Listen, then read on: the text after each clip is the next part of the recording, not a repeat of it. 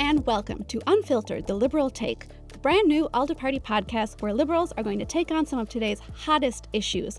I'm Anna, your host, and we're very excited to have in the studio with us today Svenja Hahn, ALDE Party President, committed liberal, second-term MEP, and so much more. Welcome, Svenja.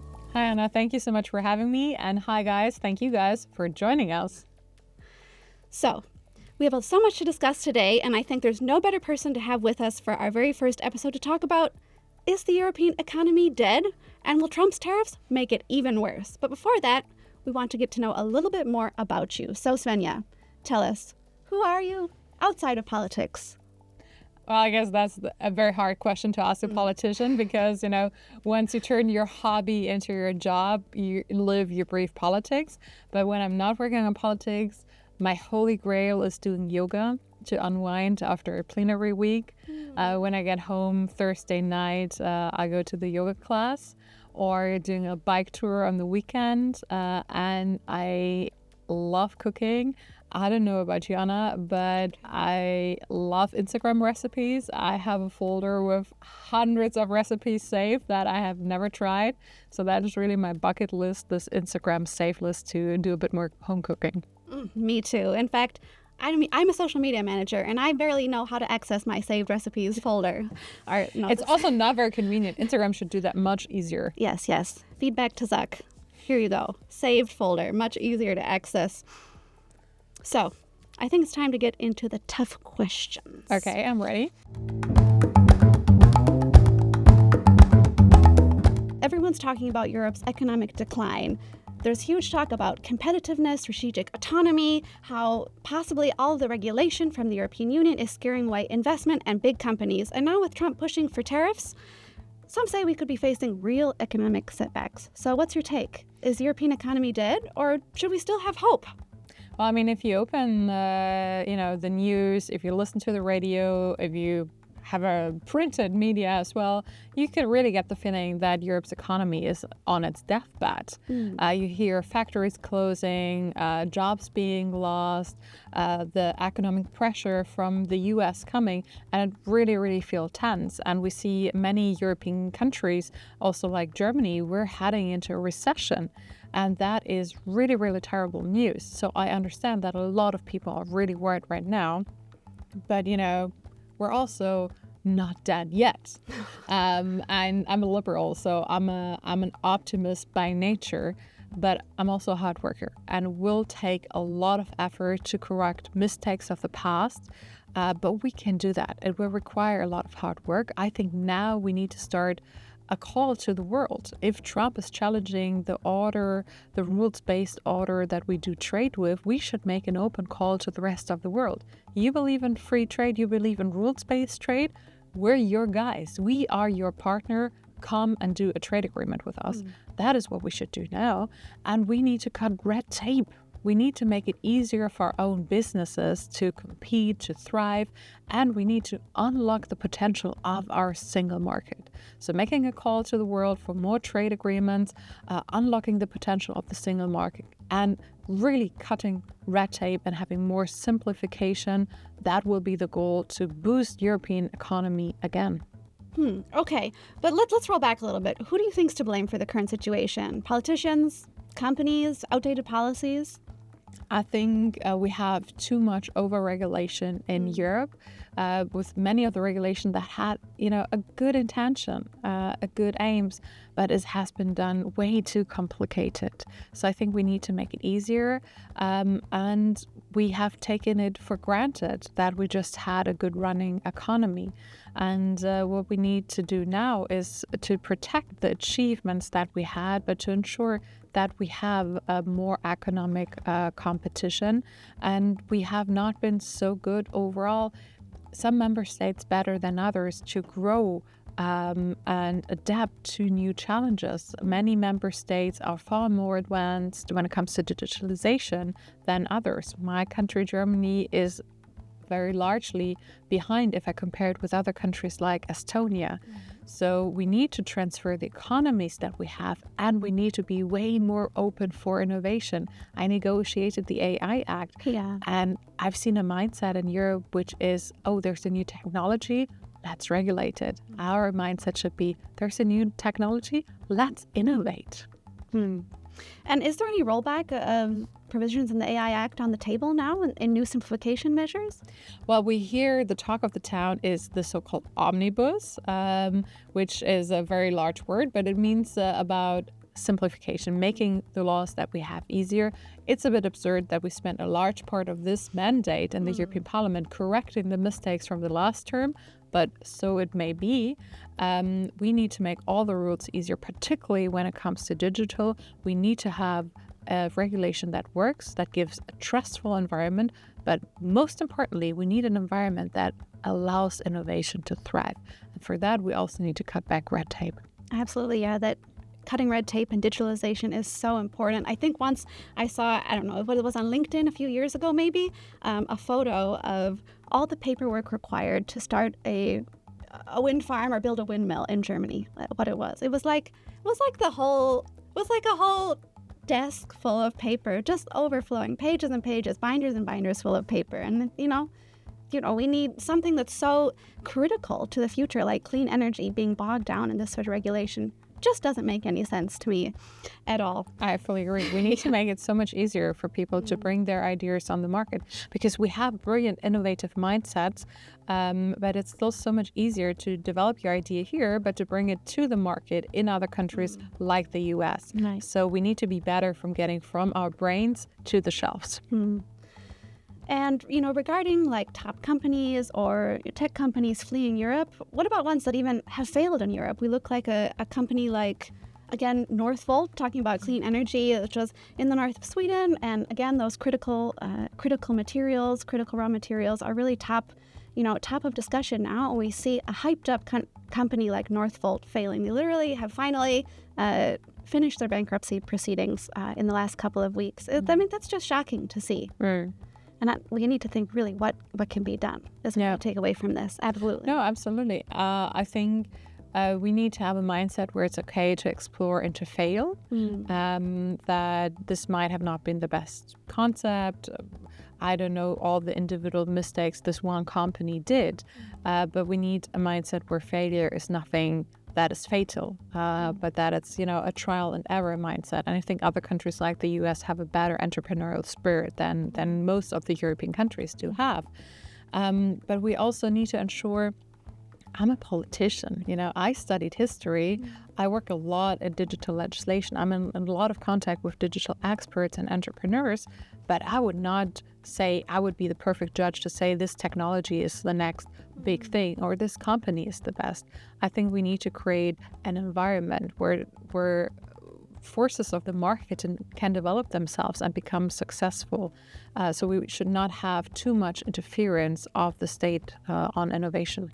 Wow. Speaking of market forces versus state interference, something we've heard a lot circulating here in Brussels, at least in the past couple of years, is the term strategic autonomy. Now, as a liberal, that kind of raises like a couple of red flags here. Obviously it's important that Europe has access to its own materials, especially in those strategic industries and critical industries there. But isn't that just a fancy way of saying protectionism? I know you're really hitting the spot there, because I've seen so many people using the word or the phrase strategic economy to say protectionism, but in a more fancy way. And I think we should not mix things up.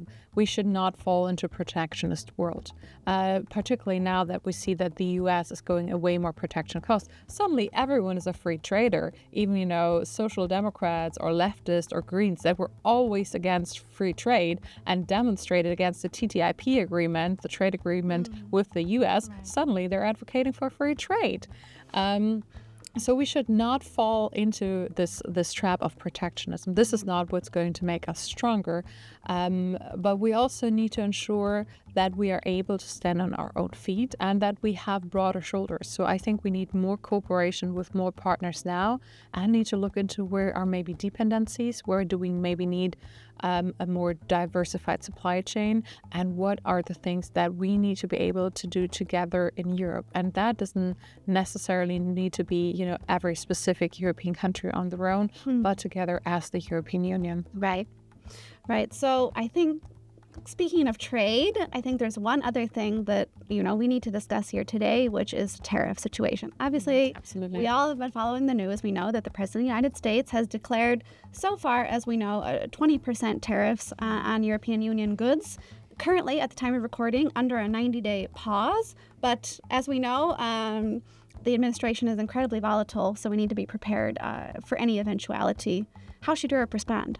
Well, I think we need to operate under the assumption that this is not a bluff. This is not a negotiations tactics from the Trump administration, that they're really trying to change the rules-based trade order, how we cooperate.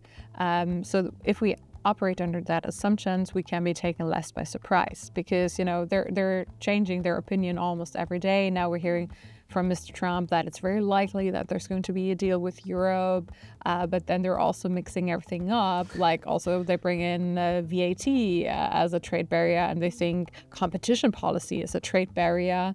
Like regulation that we have, for example, when it comes to fair competition in online markets. So it's not so predictable.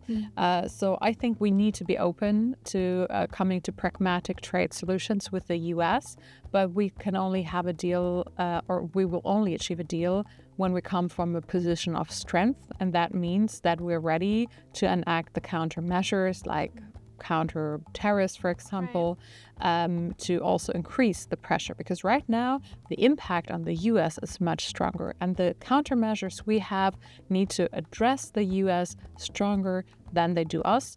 And most importantly, we need more trade with more partners so that we're less dependent on the US. I see a theme here. More Absolutely. trade. More with trade. More partners. Absolutely. So, speaking of getting around the negotiating table, we saw yesterday, as we record here today, that new fines for Apple and Meta under the Digital Services Act have been announced by the European Union. How do you think that will affect trade negotiations, if at all? Well, I think we see that Mr. Trump and his administration are mixing up competition policy with trade policy. Let me be very clear. Rules and operating by rules is this fundamental system of rule of law. Our rules and legislation apply to every company operating in the EU, no matter if they're US based, if they're EU based, no matter if they're a small company, if they're a big company, or if they have privileged access to the White House. So I think it is really important that if there is a wrongdoing detected in an independent investigation, which has been the case with the DMA, that there can be fines put forward. And those companies have the right to file a complaint in a court of law, because that is how we do rules here. And I think that is really crucial, and we should not fall for the trap to mix those things up, because competition policy is something very different than trade policy. Absolutely. But speaking of trade, do you really think Europe is ready for a trade war, if it comes to that they can actually enforce countermeasures? Well, a trade war is not a question if we're ready for it. We are already in a trade war. And we didn't want it to be in that war. And I think it's really important to always say what we actually want. We want free trade. We want cooperation. We don't want conflict, particularly not with important partners like the US. So I think it needs to be very clear. We're open to finding a solution with the US, but we're also ready to take countermeasures if they are not wanting to find a common ground. I think we're ready to change tack a little bit. Okay. And on to the next segment of the show, which we call our 60-second challenge. So, okay, it goes 60-second challenge. 60 seconds. Okay. So, it's a little bit of a game, if you will, and here's how it works. I'm going to give you an EU policy. Okay. That's probably unintelligible, but you're an MEP, so we assume you're an expert on it. Okay, already. cool. And you'll get 60 seconds to explain it to us in plain language. Okay. So, are you ready? I'm ready. You accept the challenge. Fantastic. Challenge accepted. So, the policy is the omnibus on simplification. Oh, I love that topic because literally no one understands what an omnibus is. So, imagine an omnibus like the bus you take to go to work. I take a bus to go to work as well very often. So, a bus is very big. A lot of people get on the bus. So the idea of an omnibus legislation is you have this bus, which is one legislation, and you put a lot of people, different smaller legislation into this big bus. So a lot of this simplification legislation is now coming and looking at different individual pieces of legislation and pieces of law to see, are there overlaps? Can we bring that together? Are they actually so similar that they could be sitting in this one omnibus? And is there something that is overlapping that we can bring together, that we can make easier or collect as in reporting duties? So, can we get them all at one stop, heading towards the same direction and make their commute easier? And that is why it's called an omnibus, because you bring different people, different pieces of legislation into one bus to bring them to one destination. Alrighty, thank you. Well, needless to say, Was it like 60 seconds? I think I'm on board the omnibus. Our producer will tell us very soon if we were on time, but it sounds pretty good to me. But it's up to you guys. Did Svenja pass or fail the challenge? Let us know in the comments what you think, or if she needs a redo. We'll find out.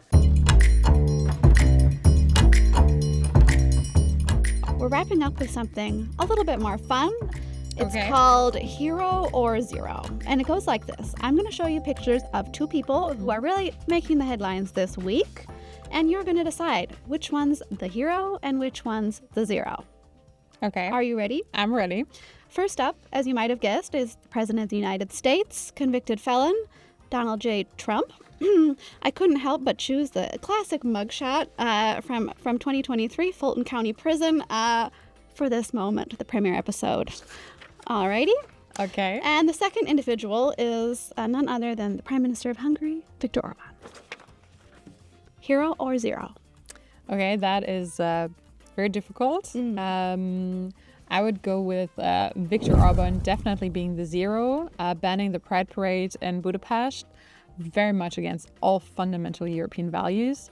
And what I'm particularly worried about, he is planning on using biometric surveillance to identify people that will still take to the street and support LGBTIQ rights.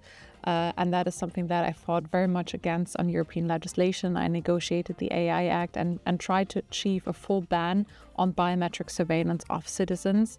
And I'm really worried that one of the loopholes that the member states created, Viktor Orban will now use to surveillance his own citizens that do nothing but standing up for their European rights. So he's definitely the zero, which would leave me to go with Trump as the hero. Yeah. Because his super protectionist agenda with the tariffs war suddenly turned everyone into free trader in Europe. Even those that have been very skeptical of free trade are now advocating for more trade agreements. So thank you very much, Mr. Trump, for pushing the free trade agenda of Europe with your protectionist agenda. So in that regard, he is some sort of a hero. Well. That's certainly a hot take. And that's a wrap for this very first episode of Unfiltered, the Liberal Take. Be sure to subscribe to us here on YouTube and follow us on social media at ALDE Party for all the latest updates. Thanks, and see you next time.